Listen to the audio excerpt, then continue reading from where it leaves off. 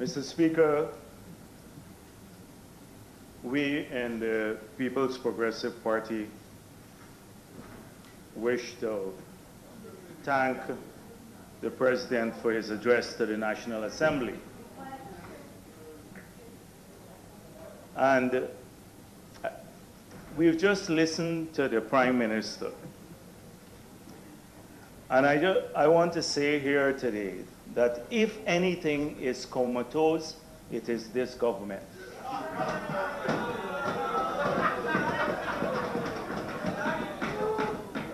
Mr. Speaker,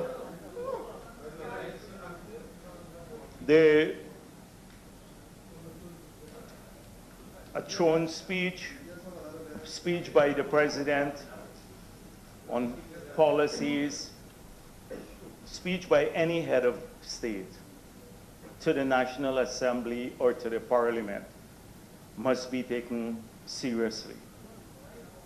And in most jurisdictions around the world, there is a particular approach to these speeches. They are given adequate time to be debated,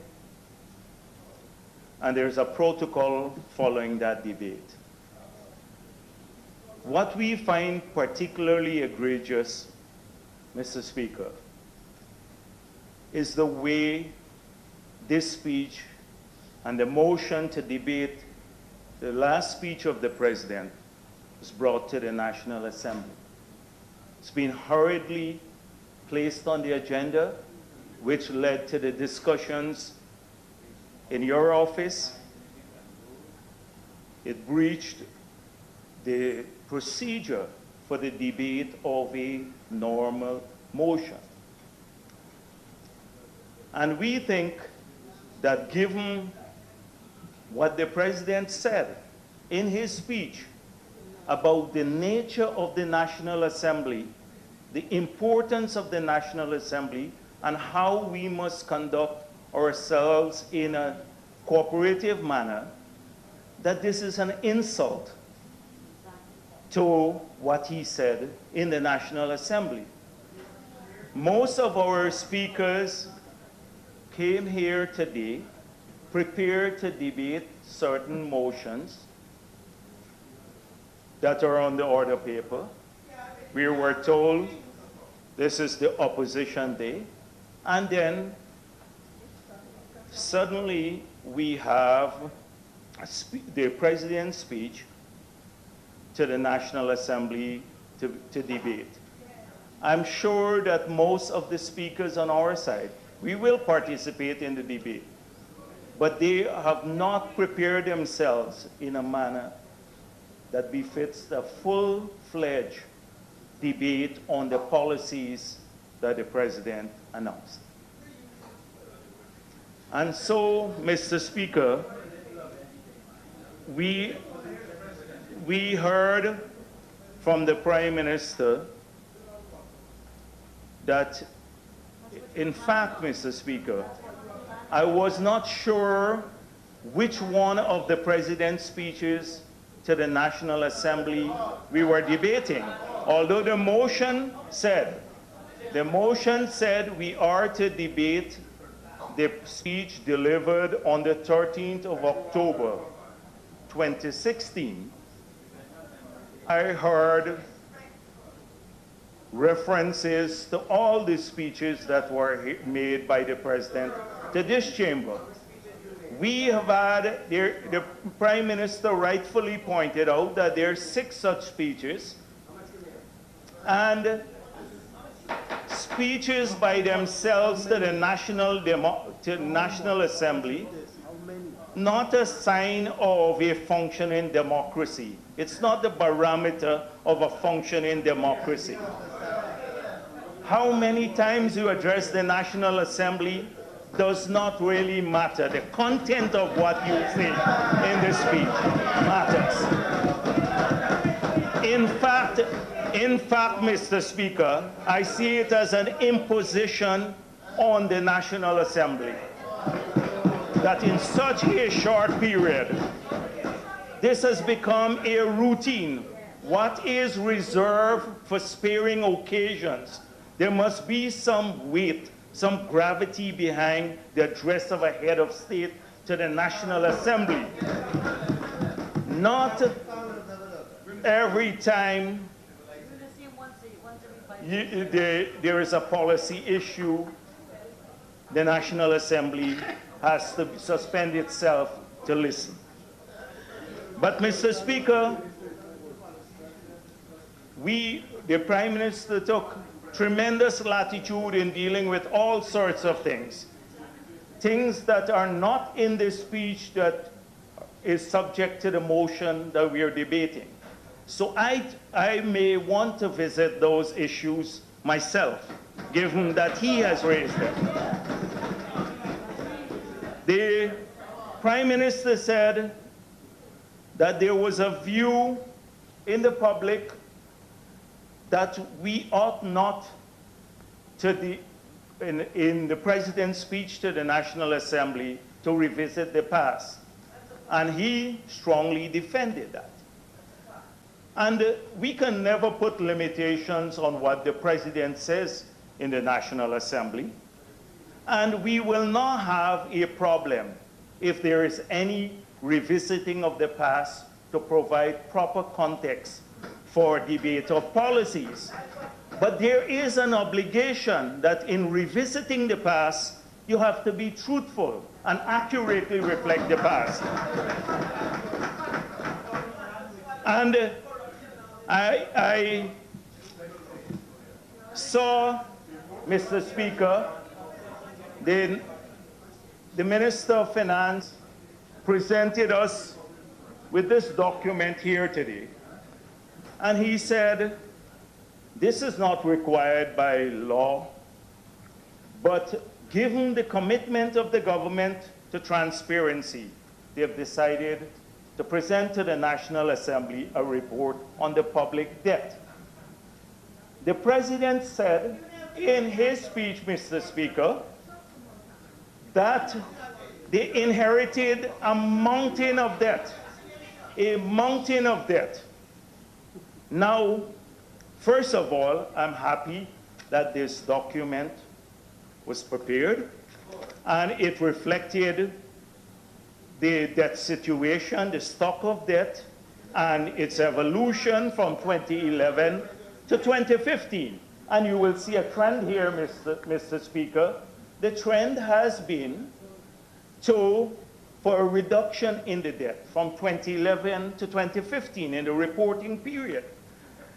But if you go back a little bit further, you will see that a mountain, where the mountain was, because the stock of debt in 2015 was $1.1 billion, and it was close to $2 billion when the People's Progressive Party took office. And so I'm happy that this document is prepared. It vindicates what the PPP is saying, and we are also happy that the Minister of Finance could have found figures from 2011. When we assumed office in 1992, we couldn't find figures to prepare a document like this. Could not. And so context is vital. When the President says we inherited a mountain of debt, the context was not appropriate. It was not clear. The Prime Minister spoke about FATF, and again, he spoke of the past and distorted that past. The Prime Minister refused to say to the National Assembly and to this nation that twice the People's Progressive Party came to the National Assembly with proposals that would have ensured that we were never placed on that list, on the review. And twice, in a partisan manner, those who are now in government, then in opposition with the majority here, rejected those amendments in a move that was anti-national, that put this country at risk. He left out that. So they took the glory for the restoration of the situation. They took the glory and did not say that the contributory cause, in fact, the primary cause for us being on that list was the action of those who were in opposition at that time. Mr. Speaker, I'm glad that the Prime Minister again mentioned sovereignty. And the question of territorial integrity and sovereignty, I think, is a question where in Guyana, where there probably are few public differences between the government and the opposition. But we do have views. And in 5 of those occasions, this is the 6th one when the President addressed the National Assembly, we were hoping to express those views here in this democracy, the new democracy that the Prime Minister has provided for us. But the government did not present an opportunity for us to share our views on those speeches. So we do have strong views. We have strong views about approaches, not about the sovereignty of the country and about our territorial integrity, but about how best we safeguard this country. And we in the People's Progressive Party, we've been in office for 23 years. And we have ensured in those 23 years that our borders remain safe, that we, in fact, after a long period historically, we've had a maritime boundary settled because of actions that we took.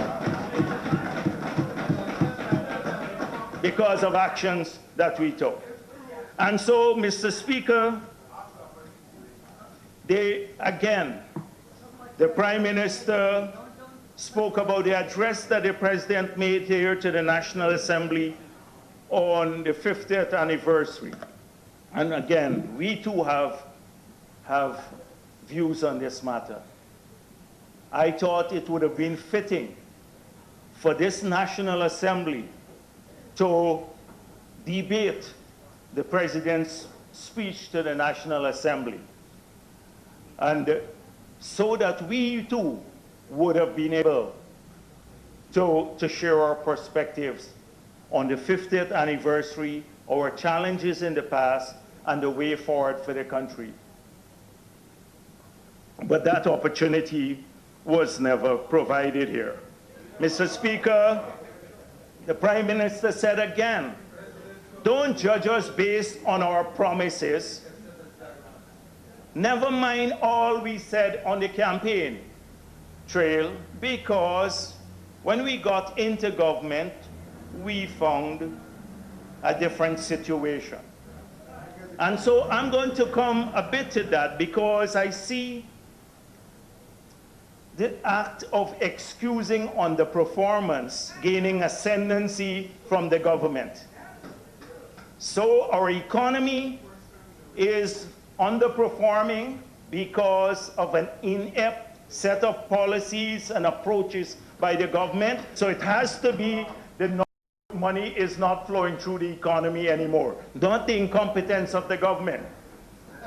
We don't have money to pay the public servants more or to give pensioners more, because the PPP left us this mountain of debt.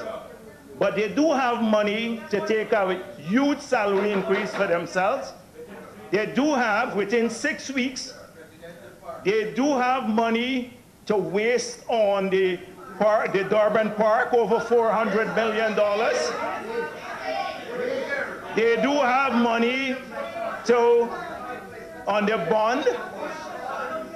They do have money, Mr. Speaker, to go on these fancy trips where an ultimate acts of cronyism that they love to talk about. Family members, extended family members are now going traveling with ministers of the government.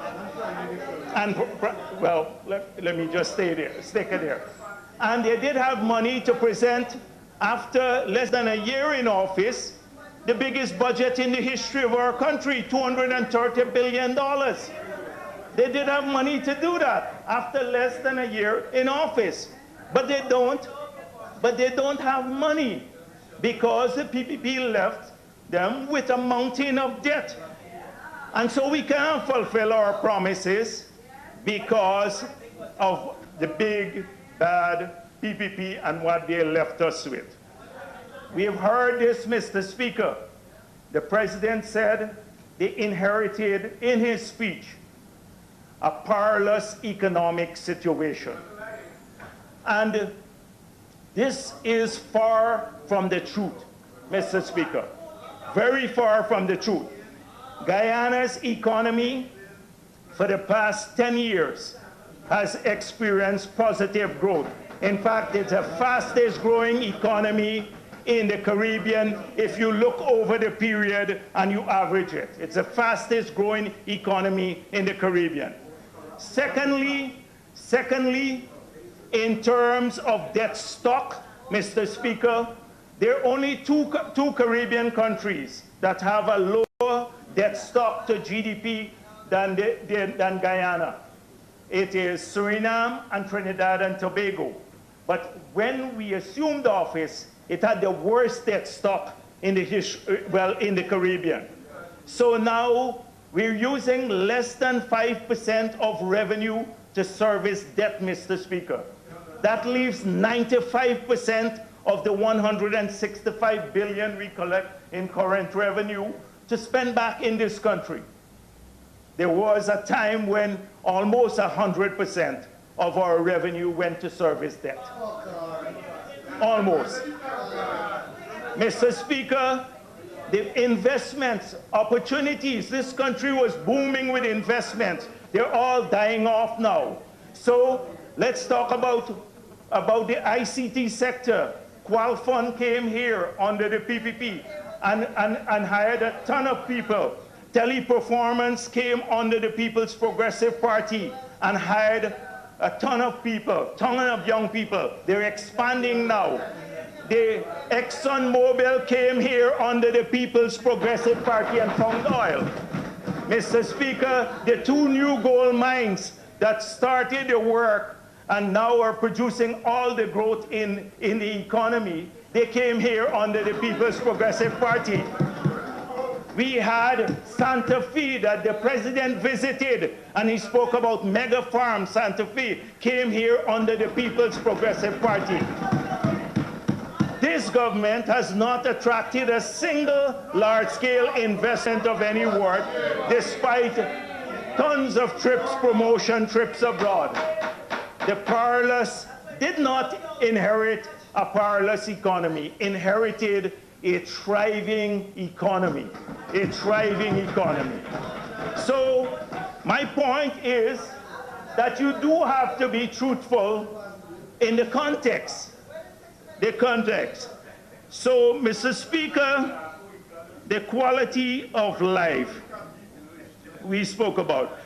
I do not want to depart because I think the Prime Minister did a disservice to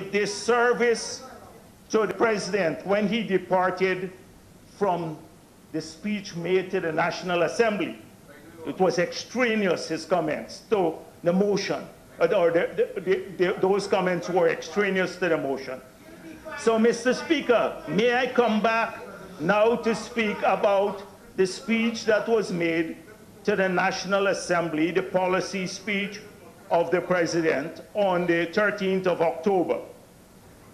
I believe that the policy statement of the government, because I don't see it just as the president's speech. This is the policy statement of the government, the executive. It hopelessly lacks vision. It is dominated by a binary thinking and binary philosophy. That is the nature of the speech, Mr. Speaker. It has failed to define a viable framework for the pursuit of the objectives that the government set itself. Those of ensuring a good life for people and better governance than the People's Progressive Party. It has failed to set a framework to achieve those goals. It lacks specifics, hopelessly lacks specifics, broad declarative statements. So it makes it very hard to debate a policy speech that has very little policies. Mr. Speaker, it has the few attempts at defining broad areas for the future leave more questions than answers. It leads us into a murky path. We do not have clarity because sometimes it's very contradictory. And I will get to those in a moment. I will explain how. I spoke already about the excuses for poor performance.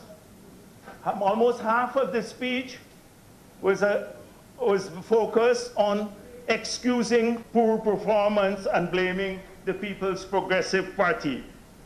Mr. Speaker, it takes previous policies and unabashedly presents them as new thinking and claims them as its own. It does this in an Carl, Honorable Vice President, there is nothing wrong with continuity. There's nothing wrong with adopting policies that were practiced in the past. There's absolutely nothing in. We'll willingly give you the positive legacy, but at least you should attribute that they came where they came from, not present them as new thinking, It distorts history and reality in an unbelievable fashion, Mr. Speaker, with confidence about our history and our reality that basically just is a revision of all that we stand for. It does not tell us about how people are going to get more jobs. It does not tell us in specific terms about how they're going to be more secure in their homes. Doesn't tell us about the 500 workers at Barama who are going to lose their income soon, or the 1,700 and 972 young Amerindians who have lost their income. It doesn't define a future for the rice industry that will keep it growing and people employed and money flowing through the economy. It doesn't tell us, except in blaming the PPP in the sugar industry, does not craft a way forward for the sugar industry, and this is supposed to be a policy speech. It does not tell us about how they're going to address the depressing situation in the forestry sector. Does not. And those are the things that people in the markets, because their sales now have dropped by 50%. The vendors out there, they're anxiously waiting to hear from a policy speech about where this country will be going. How are they going to improve jobs and create more income and wealth for the country and treasury and money for the treasury, more taxes. So it fails miserably from that perspective. So, Mr. Speaker, those are the broad characterization, the way I see the budget, the speech. I was going to say budget, but we have a budget debate soon. And these are the broad. But maybe we can talk a little bit more about the specifics. And so the president spent a significant deal of time speaking about the troubles of the past, what he characterized as troubles, the dark days, the dark days. He said, the troubles will be remembered as the darkest hour in our history. He said, it was a time of deception and cynical rejection of £4.9 million of the UK Security Sector Reform Action Plan. Mr. Speaker, the President, as I said before, has a right to talk about any period in our history, and he has given his perspective on that period. But there are other views on that period that he defined as the period of the Troubles. And maybe we should talk a bit about the other views. So let's get a view from someone who is not from the People's Progressive Party, who is, in fact, he was a leading member of one of the parties in government. And Mr. Speaker, he wrote in his book, The Morning After, this book here, which I can submit later for the Hansard. On page 65, he said the following, and I'm just going to read, by Mr. U.C. Quayana, The Morning After. And here is another view of the period, the Troubles, and who were the source of the Troubles, who were the contributory cause of the Troubles. And we are talking here about the senseless killings of large numbers of Guyanese, policemen, ordinary people, babies, a whole range of people. This was done under the guise of revolution. And so he said here, Mr. Speaker, on page 65, when Mr. Hoyt went to Buxton publicly on October 10, 2002, the purpose of the visit was to reassure the gunmen and their supporters that not all the well-known African Guyanese of the country were opposed to them. The most prominent of them was selected for the job. He was hailed by his stronghold constituents. In his speech, he did three remarkable things.